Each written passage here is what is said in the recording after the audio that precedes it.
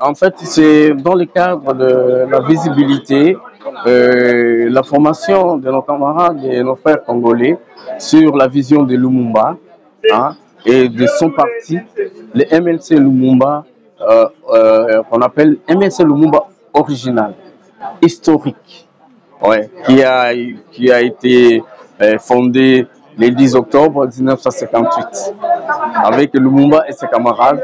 Et Lumumba était le premier président de ce parti, qui est aussi le premier ministre de notre pays.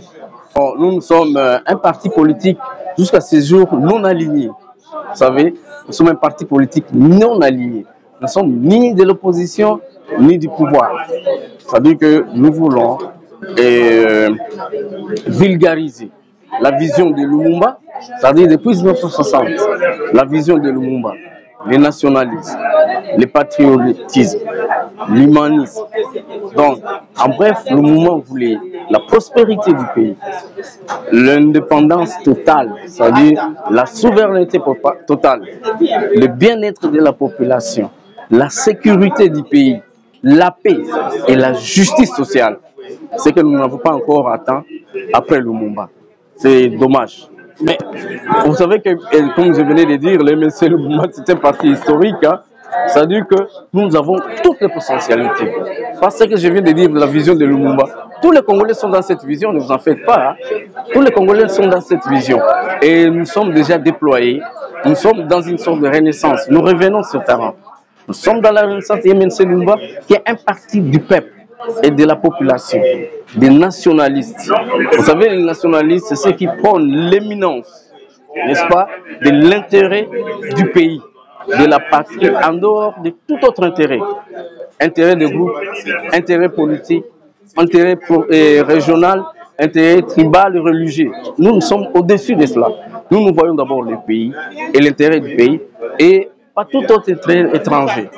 Donc, nous sommes des nationalistes. Et le peuple congolais est nationaliste. Le peuple, je ne parle pas du politicien congolais, hein. Je parle du peuple congolais. Le peuple congolais est nationaliste, le peuple congolais aime son pays. Ça, c'est vrai. Et si vous faites le sondage, vous allez savoir. C'est comme ça que beaucoup de Congolais vont venir dans les MLC, puisqu'ils vont se retrouver. Ils vont trouver ce qu'ils veulent pour leur propre pays. Oh, camarades, nous appelons des camarades. J'ai dit, chers compatriotes, venez dans les MLC Lumumba. Nous allons travailler ensemble dans la concorde, l'amour et surtout dans l'unité que Lumumba prônait, nationale. Je vous dis que nous serons un grand pays et vous allez voir que le Congo va rayonner. C'est-à-dire, nous verrons la grandeur de ce grand pays, riche dans tous les domaines, même dans son peuple. Nous avons un grand peuple. Et nous sommes en train parfois de négliger, nous les politiciens. Merci beaucoup. Je vous remercie. Ben, écoutez, moi j'ai vu l'acte d'indépendance encore il y a 3 ans chez ma grand-mère, son épouse. La chose qui m'a frappée sur cet acte d'indépendance, c'est qu'il n'y a aucun armoirie. Il y a 4 signatures, effectivement. Il y a 2 officiers, 2 Belges là-dessus, Patrice Emery Lumumba, ainsi que mon grand-père. Mais il n'y a aucun sceau officiel. C'était quand même le royaume de Belgique. Hein. Il n'y a pas de sceau même de la part du royaume de Belgique et encore moins de la part de on va dire l'État, le futur État indépendant. Il n'y a aucun sceau, c'est juste un simple papier avec 2-3 phrases là-dessus. Et donc, moi, c'est quelque chose qui m'a quand même étonnée, en sachant que tout papier officiel doit comporter un cachet. Un cachet, tout papier officiel doit avoir un cachet. Mais là, vous allez me dire qu'il n'y avait pas de cachet, il n'y avait rien. Je me demande si réellement ils ont signé un acte d'indépendance. Donc là, je lance le débat aux juristes de l'époque. Qu'ils puissent nous éclairer sur cette question, parce que moi quand j'ai vu ce papier, j'ai pas eu vraiment l'impression que ce papier était un papier légal. Voilà, d'autant plus que quelques temps après, notre héros national, notre patrimoine spirituel, culturel, mondial est décédé. Non, je ne réclame absolument rien de Lumumba, au contraire, je pense que nous devons être reconnaissants de l'esprit qu'il nous a laissé, parce que Lumumba aujourd'hui n'est plus une personne. Hein, c'est un état d'esprit qui a dépassé les frontières, qui a dépassé même le continent africain. Hein? Donc, c'est une personne non seulement à célébrer, mais c'est quelqu'un qui était en avance par rapport à son temps. Hein? Il était là pour l'humain, pour le droit d'exister, pour le droit de vivre. Et tout ce que nous demandons, c'est que son héritage non seulement puisse être perpétré, mais pas seulement ici en RDC, mais dans le monde entier. Vu ce qui est en train de se passer actuellement, je pense qu'on a besoin de cette philosophie, hein, parce qu'aujourd'hui, on voit qu'il y en a qui ont le droit d'exister, il y en a qui n'ont pas le droit d'exister, il y en a qui ont le droit de dire un mot, il y en a qui n'ont pas le droit de dire un mot. Et Patrice Lumumba s'est battu pour ça, pour l'intégrité, hein, pour le respect, non seulement de l'humanité, mais de l'être humain. Voilà.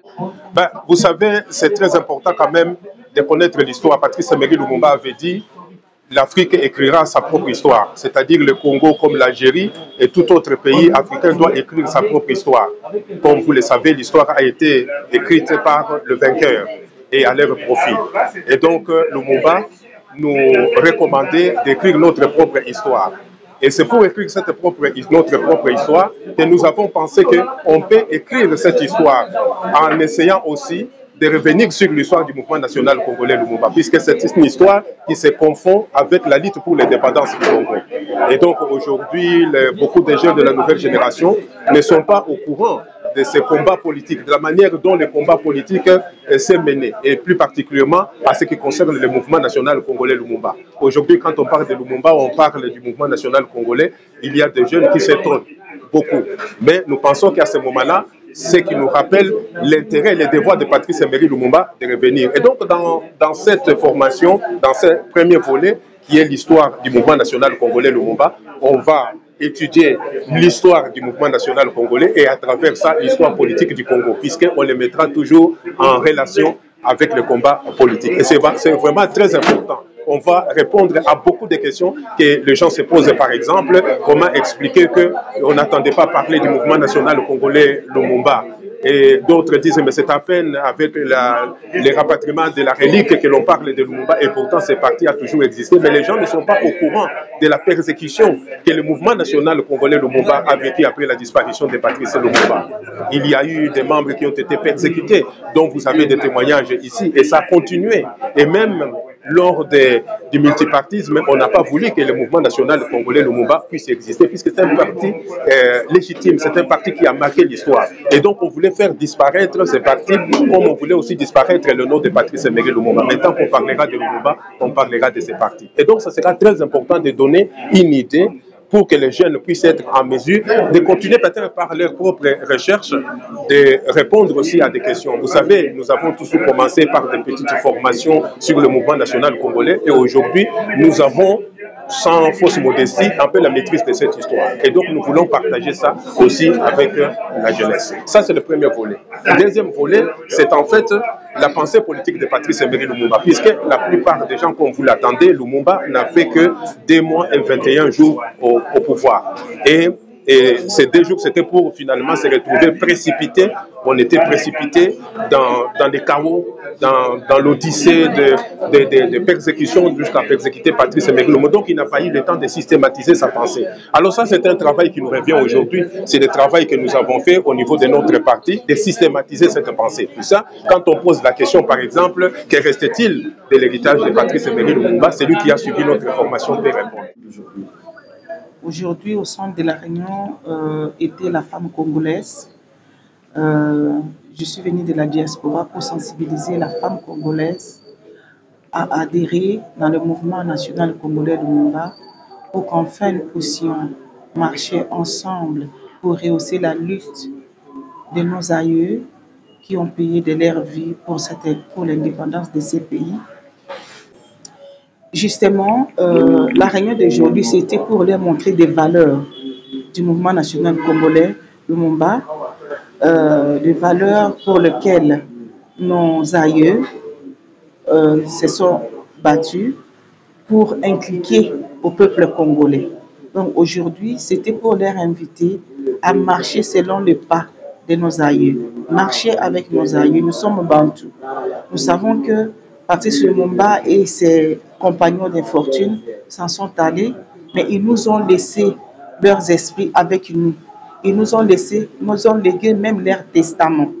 Donc, ceci étant, nous pouvons marcher avec eux dans cette lutte pour réellement obtenir cette indépendance. Lumumba avait dit que même si je mourais, même si on me tuait aujourd'hui, ce n'est pas tant moi qui compte, c'est le peuple congolais qui compte. Ils sauront se battre pour défendre l'indépendance du Congo.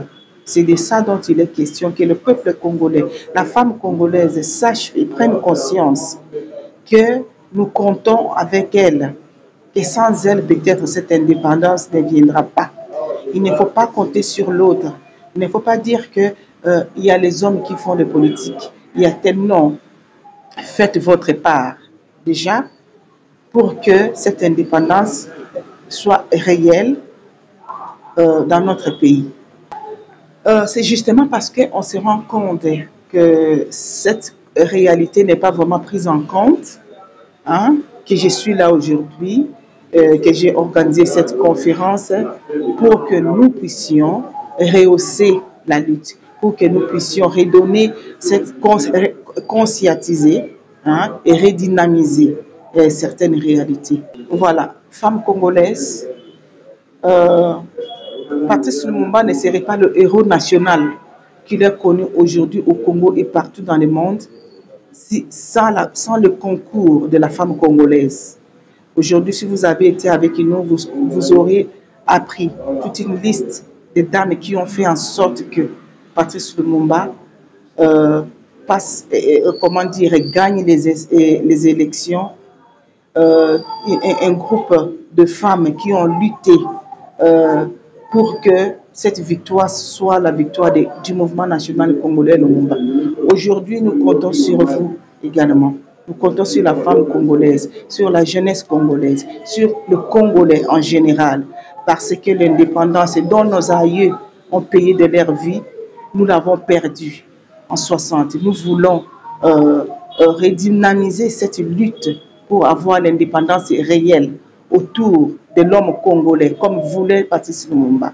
L'homme congolais au centre de tout ce qu'il a préconisé pour le Congo. Donc aujourd'hui, je suis venue de la diaspora pour vous inviter massivement à rejoindre le mouvement national congolais Lumumba. Nous sommes tendance historique déjà, je devrais insister, parce qu'il y a tant de tendances lumumbistes, mais il n'y en a qu'un seul tendance historique créée le 10 octobre 1958 par Patrice Lumumba lui-même et ses collègues. Et nous sommes situés sur l'avenue Oshwe, numéro 70A, en face du stade Tata Raphaël à Matongi. Venez vous rejoindre à nous, venez vous inscrire. Faisons cette lutte ensemble avec l'esprit de nos aïeux. Nous bâtirons un pays plus beau qu'avant, dans la paix citoyenne. Entonnez l'hymne sacré de votre solidarité. Fièrement saluez l'emblème d'or de votre souveraineté. Dans béni Congo, des aïeux